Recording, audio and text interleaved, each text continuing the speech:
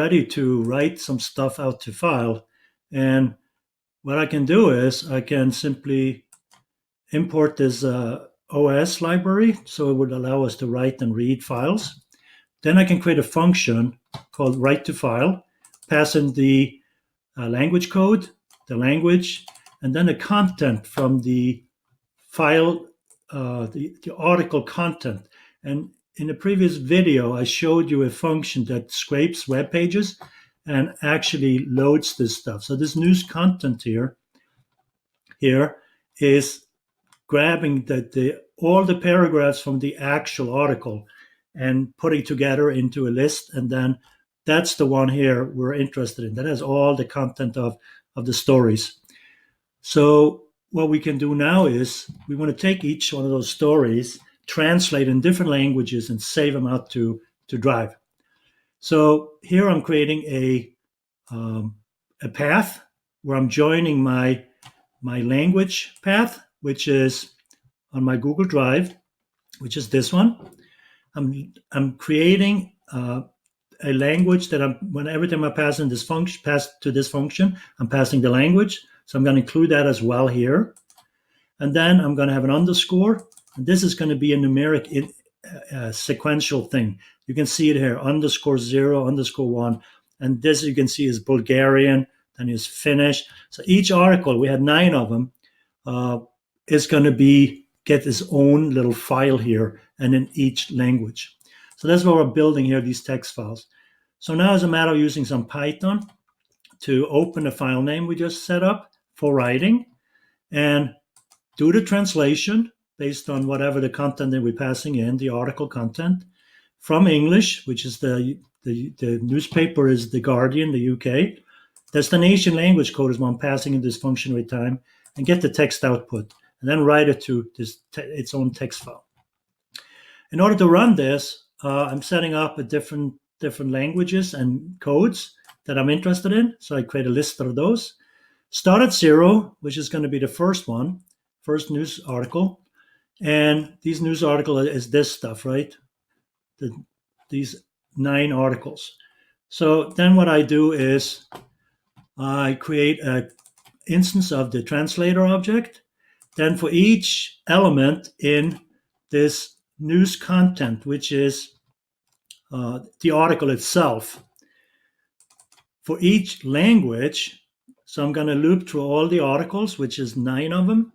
And then I'm going to, for each language I'm passing in here, meaning in my list here, I'm going to call this function and write to a file. So when I run this, it will call this function for every language, for every article.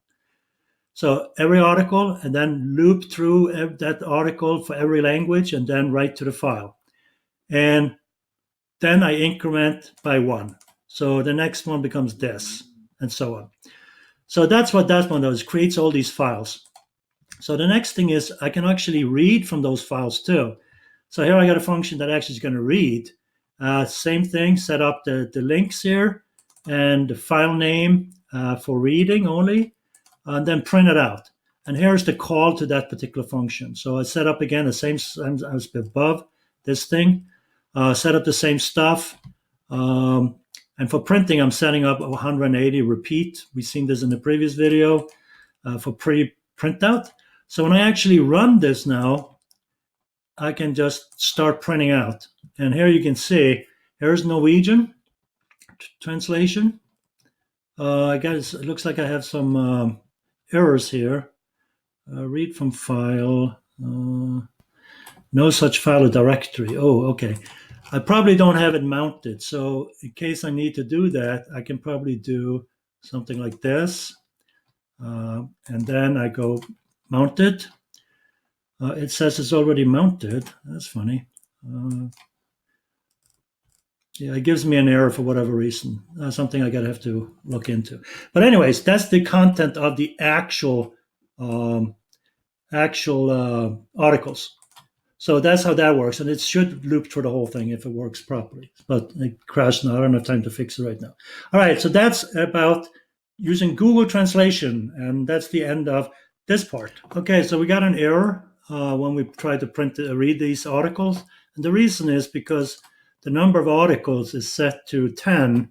And if you start at 0, that would be equivalent to go from 0 through 9. But in our output text files here, we only have up through 8. So the one we can fix this very easily, just so we can see the output, is just subtract 1 from the number of articles here. So it's only going to go 0 through 9. So if I run it now, you can see now we're getting some output. So we got each article is written out in full now. So if you look at it, there's a lot more text now because each article in each language is printed out. So it's a long text string. And so that's how we could solve that. Technically speaking, there should be 9 files per language here, not 8. And that's why it failed. So anyways, that's the reason for why that happened.